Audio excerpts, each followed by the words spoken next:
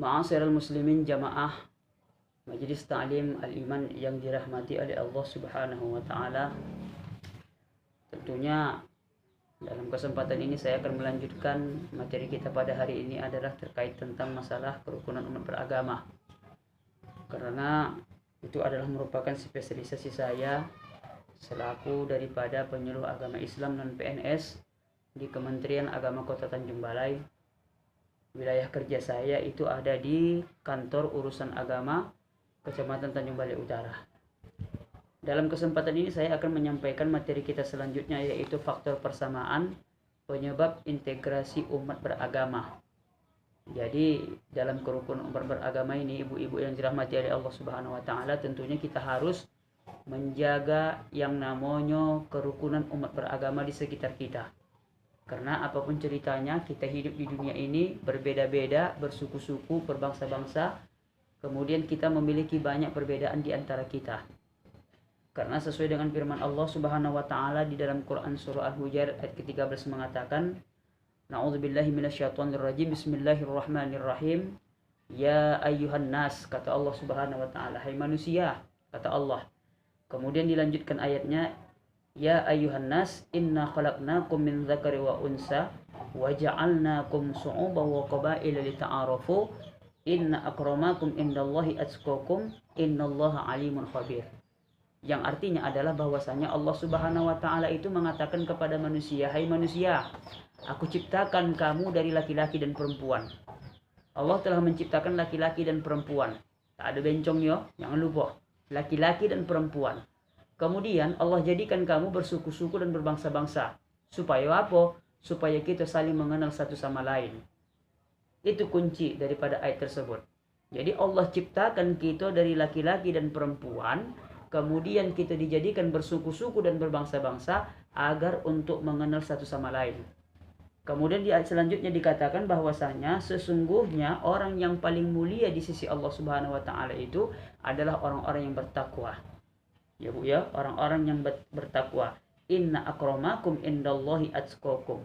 Jadi orang yang paling mulia di sisi Allah Subhanahu wa taala itu adalah orang-orang yang bertakwa. Kemudian, apakah kaitan tentang kaji kita pada hari ini kerukunan umat beragama dari faktor persamaan? Tentu ada kaitannya. Kenapa? Karena salah satu faktor persamaan ada 4 bagian yang harus saya sampaikan kepada ibu-ibu sekalian. Ya, faktor penyebab konflik sesuai dengan faktor persamaan itu adalah yang pertama, perbedaan individu. Jadi ibu-ibu, setiap manusia ini beda-beda. Ya, akalnya beda, perakalannya beda, sifatnya beda, sikapnya beda.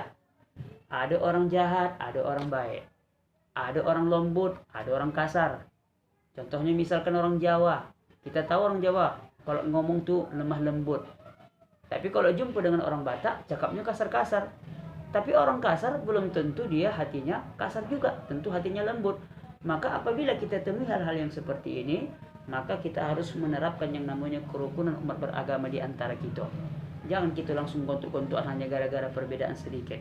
Jadi perbedaan antar individu ini perlu kita kedepankan untuk saling tenggang rasa, saling toleransi, menjaga satu sama lain.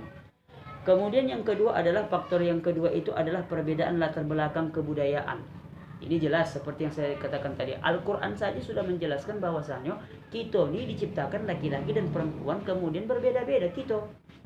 Berbeda-bedanya di mana? Contohnya misalkan di kampung kita ada orang Islam, ada orang Kristen, ada orang Buddha, ada orang Hindu. Beda-beda.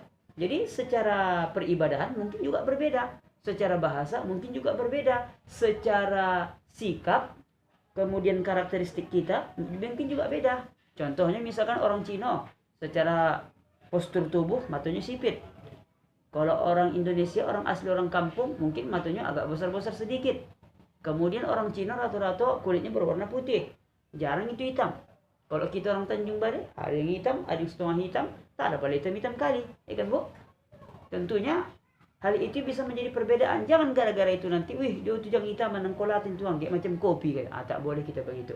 Jadi harus saling menjaga kita satu sama lain. Karena salah satu faktor penyebab konflik itu adalah dengan membeda-bedakan latar belakang kita.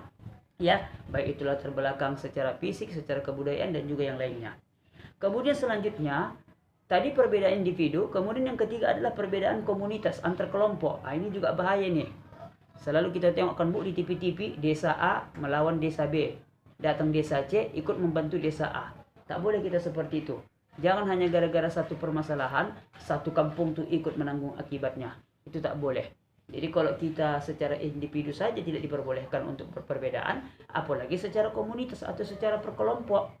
Jadi kita harapkan mari sama-sama kita mengedepankan yang namanya kerukunan umat beragama di sekitar kita.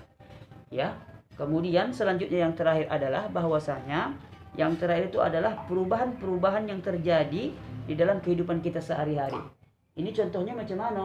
Contohnya misalkan di kampung kita tuh biasa ada kebiasaan yang selalu kita lakukan. Contohnya misalkan macam umat Islam. Itu kan biasanya kan kalau tidak sholat kan ada azan. Sebelum azan kan kita kan ada namanya sholawat. Contohnya misalkan innallaha malaikatahu yusholluna 'alan nabi. Itu kan kebiasaan di kampung kita. Tiba-tiba waktu azan maghrib karang tak membaca itu dia. Jadi ada beberapa orang yang tak suka yang begitu langsung dihakimi yang azan tersebut. Nah, itu yang tak boleh model-model begitu tuh. Kenapa? Karena kita ya masing-masing memiliki perbedaan. Sedangkan sesama agama saja mungkin ada perbedaan, apalagi antar umat beragama. Contohnya kita masakan Islam. Islam ini kan banyak mazhab. Ada mazhab Hanafi, ada mazhab Maliki, ada Hambali, kemudian ada mazhab Asy-Syafi'i. 4 mazhab ini memiliki perbedaan cara pandang yang berbeda. Tapi tetap tujuannya sama. Tujuannya adalah semata-mata untuk mendapatkan ridho Allah Subhanahu wa taala. Itu untuk seagama, apalagi antar umat beragama. Jadi konsepnya adalah, solusinya adalah bagaimana supaya kita dapat menjaga situasi itu agar tetap nyaman, tentram, dan kondusif. Bagaimana caranya Ustadz? Mari kita untuk saling menghargai satu sama lain. Toleransi, tenggang rasa, kedepankan.